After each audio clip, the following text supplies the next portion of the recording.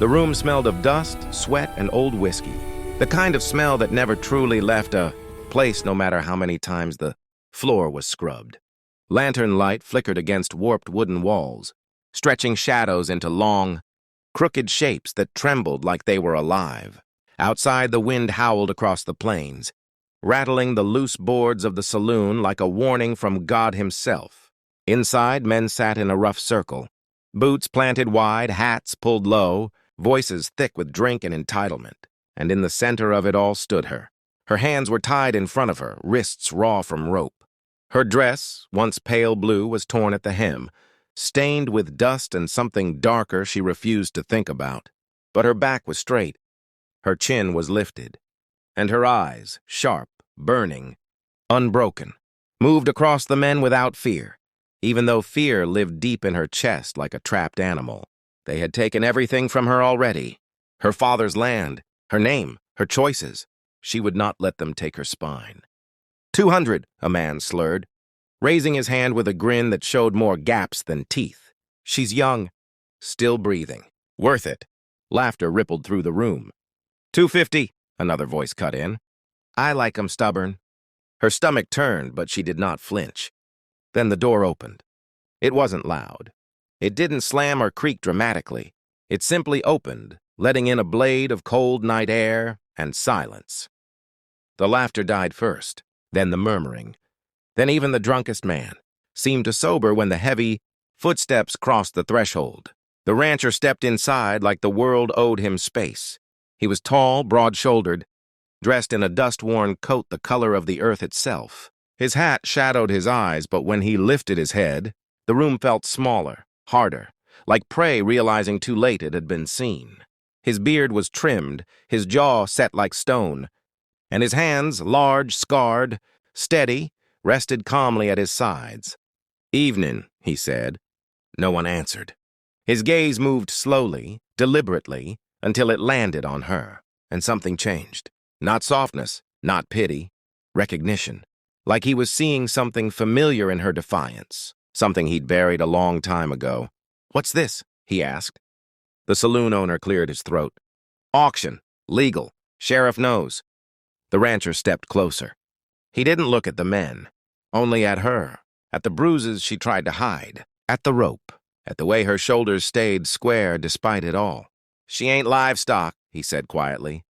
A man laughed. "Everything's livestock if the price is right." The rancher's eyes lifted then, and the temperature in the room dropped. "How much?" he asked. The owner blinked. "Beg pardon?" "How much to end it?" The owner hesitated, then named a number so high it drew whistles. The rancher didn't react. He reached into his coat, pulled out a thick roll of bills, and slapped it onto the table. The sound cracked like a gunshot. "Count it." No one breathed, until the owner did. Fingers shook as he counted. Once, twice, then again. "It's all here," he whispered. The rancher nodded. "Then untie her." The rope fell away. Her wrists burned as blood rushed back, but she didn't move. Didn't thank him. Didn't trust him. The rancher turned to her at last. His voice was low, controlled. "You're coming with me." Her laugh was sharp, bitter. "You paid for me," she said. "Now do it." The room froze. Even the rancher stiffened.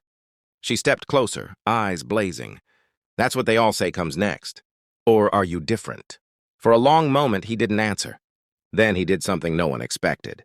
He shrugged out of his coat and laid it over her shoulders. "I paid to end it," he said, "not to become it." Her breath caught despite herself. The men protested. The owner cursed.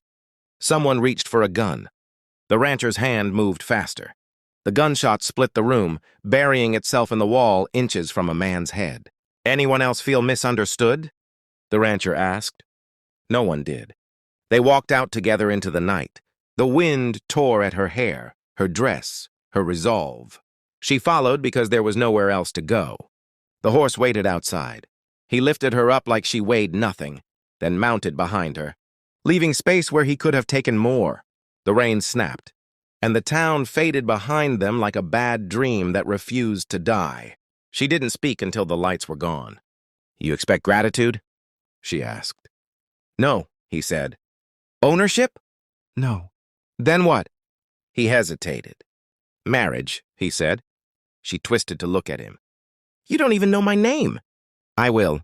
The ranch loomed hours later, wide, lonely, silent. The house was solid, worn, real, like him.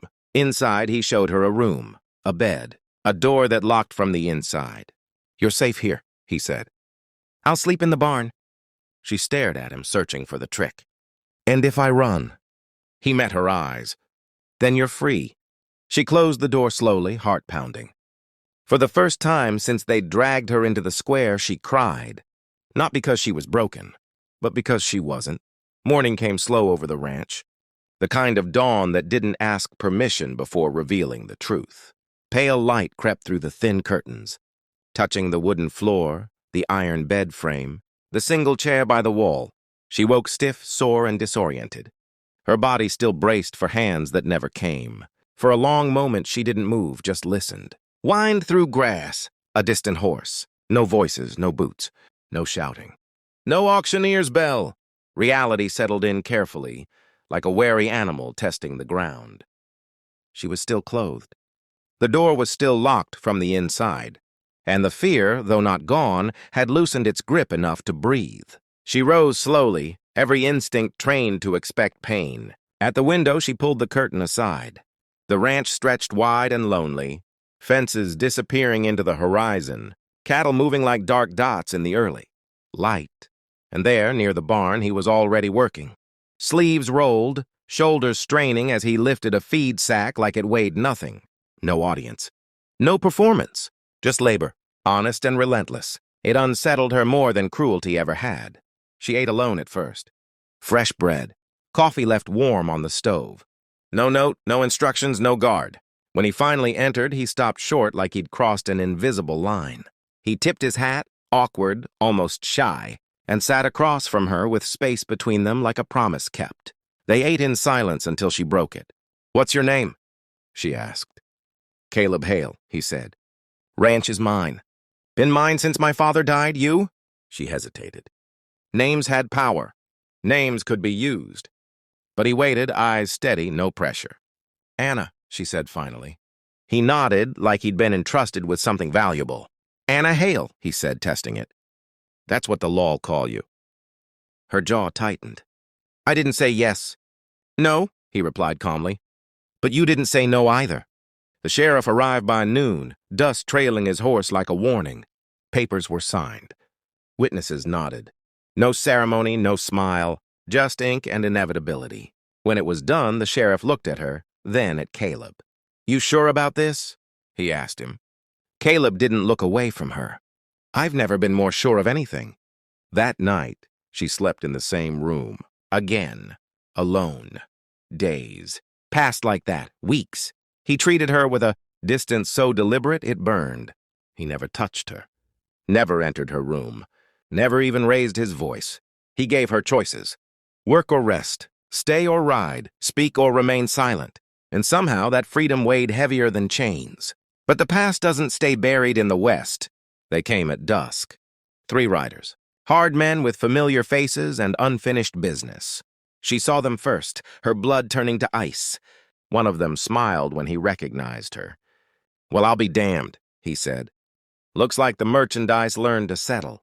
Caleb stepped between them without a word. She's my wife, he said.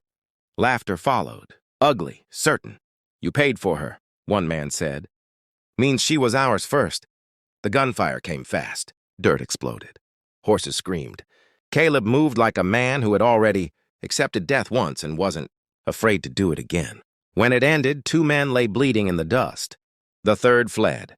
Anna stood shaking, rifle still smoking in her hands. Caleb stared at her, not shocked, not angry, but proud. That night, she crossed the threshold herself. She stood in his doorway, heart hammering, eyes steady. I didn't marry you out of love, she said. I know, he answered. But I won't be owned, she continued. You never were. She took a breath that felt like stepping off a cliff. Then come to bed. He did, but gently, like a man afraid to break something sacred. And when he touched her, it wasn't as a buyer. It was as a husband who knew what he'd been given was earned. Months later, when the Town whispered and the scars faded. People said the rancher bought himself a wife. They were wrong. He bought her freedom, and she chose him.